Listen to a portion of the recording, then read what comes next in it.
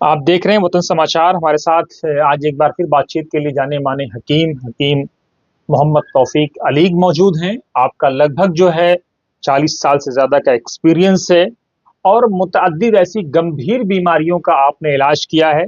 کئی لوگوں نے وطن سماچار کے مادھیم سے ان سے کئی بار کنٹیکٹ بھی کیا ہے. اسی کڑی کو ہم آج آگے بڑھانے کی کوشش کر رہے ہیں. حکیم صاحب، آج ہم آپ سے کوشش کریں گے سمجھنے کی نیفرولوجی کے بارے میں. بڑی تعداد آج کل جو ہے گردوں کی پریشانی سے پیڑت ہے. اس کا کارن کیا ہے؟ اصل میں بہت سارے اس کے کارن ہیں. ان میں سے مین زیادہ ایکسیڈنٹ، زیادہ جس کو ہم کہیں اینٹی بایوٹکس اور پین کلر دواؤں کا استعمال، اور دوسرے کھانے پینے کی خرابی، جنک فوڈ، فرائی فوڈ، اور دوسری بہت ساری ایسی چیزیں کھانے پینے کی ہیں جو ہماری صحت کو خراب کر رہی ہیں. اور ایک بہت اہم کارن میں یہ بھی ہے کہ آج کل جگہ جگہ سیکس کی دوائیں بک رہی ہیں، اور دوائیں بیچنے والے اکثر فن طب کی باریکیوں سے انجان ہوتے ہیں. انہیں پتہ نہیں کس مریض کو کیا دوائی دینی ہے. طاقت کے نام پر الٹی سیدھی دوائی دیتے ہیں جس سے مریضوں کو نقصان ہوتا ہے. خاص طور سے گردوں کو بہت نقصان ہوتا ہے. یہی وجہ ہے کہ آج گردے کثرت سے خراب ہو رہے ہیں اور ڈائلسس والوں کی لائن لگی ہوئی ہے. اس کا ڈاکٹر صاحب علاج کیا ہے؟ دیکھیے، پہلی چیز تو یہ ہے کہ جو ایک محاورہ ہے، prevention is better than cure. حفاظت، احتیاط جو ہوتی ہے وہ علاج سے بہتر ہے. احتیاط پہلے تو ہم کریں، کھانے پینے کے احتیاط ہے سب سے پہلے نمبر پر. ہم جو باہر کی بہت ساری غلط چیزیں کھا رہے ہیں ان سے پرہیز کریں. گھر کا سادہ کھانا کھائیں اور اصلی چیزوں کا مرچ مسالے جو ہم باہر سے بازاری لیتے ہیں ان کے بجائے گھر پر پیسیں. دوسری بات یہ ہے کہ فرائی فوڈ، چکن وکن، یہ سب بند کریں. اور اس کے علاوہ کوئی بھی بیماری ہو، جہاں تک ممکن ہو پین کلر اور اینٹی بایوٹکس سے بچا جائے. ایمرجنسی ہے تو مجبوری ہے اس کا استعمال کریں، لیکن اس کے ساتھ میں بہتر یہ ہے کہ ہربل کا استعمال ضرور کریں. ہربل میڈیسن سے جو ہوتی ہیں یہ کلیننگ کرتی ہیں باڈی کا.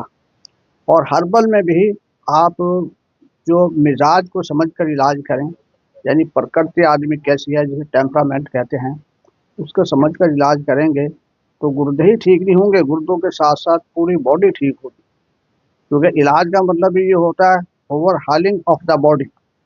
تو اس طرح سے اگر ہم صحیح ہربل ٹریٹمنٹ پہ جائیں گے تو گردے بھی ٹھیک ہوں گے، گردوں کے ساتھ سب چیزیں ٹھیک ہوں گی. اب سوال یہ ڈاکٹر صاحب کہ صحیح اور غلط یہ ہربل میں تمیز کیسے کرے گا آدمی؟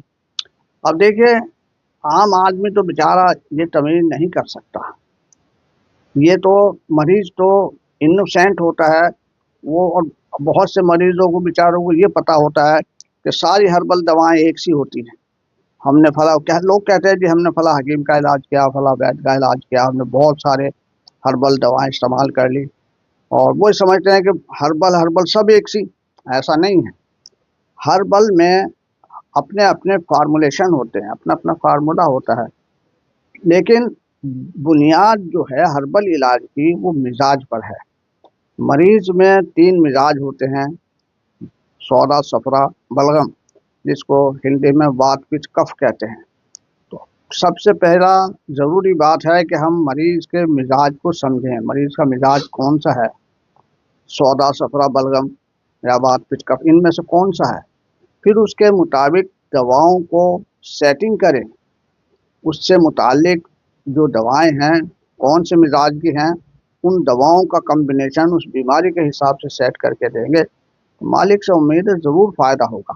اب سوال یہ پیدا ہوتا ہے کہ کیا اس طرح کے نیفرولوجی سے ریلیٹڈ کوئی مریض آپ کے پاس آئے اتنے لمبی عمر میں، 40 سال کے تجربے میں، آپ نے کچھ ان کو ٹریٹ کیا ہو؟ ایک لوگ یہ بھی کہتے ہیں کچھ لوگ کہ ایک بار ڈائلسس پہ چلا گیا تو اب پاسبل ہی نہیں ہے لوٹ کے آنا.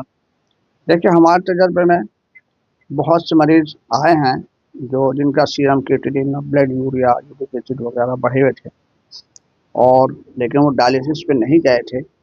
تو الحمدللہ وہ سب نارمل کی طرف آئے اور ڈائلیسس سے بچ گئے۔ ڈائلیسس والوں میں یہ ہوتا ہے کہ ڈائلیسس ایک دم بند تو نہیں ہو سکتا، بلکہ اس میں کمی آنے لگتی ہے۔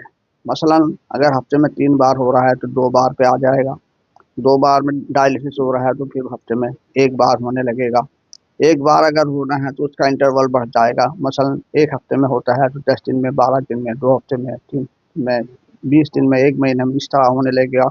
مریض اگر صبر و تحمل کے ساتھ، پیشنس کے ساتھ میں، دھیریہ کے ساتھ میں اگر علاج کرے گا، مالک سے امید ہے وہ بالکل ٹھیک ہو جائے گا۔ اس میں کچھ ایسے مریض جو کمپلیٹ ٹھیک ہو گئے آپ کے یہاں سے لوٹے ہیں؟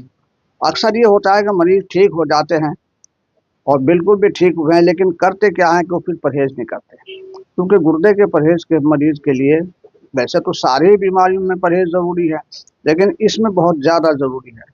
جہاں وہ بد پرہیزی پہ آیا اور وہ بیماری لوٹ آتی ہے اور پھر آخر میں وہ مشکل ہو جاتا ہے اس کا بچنا۔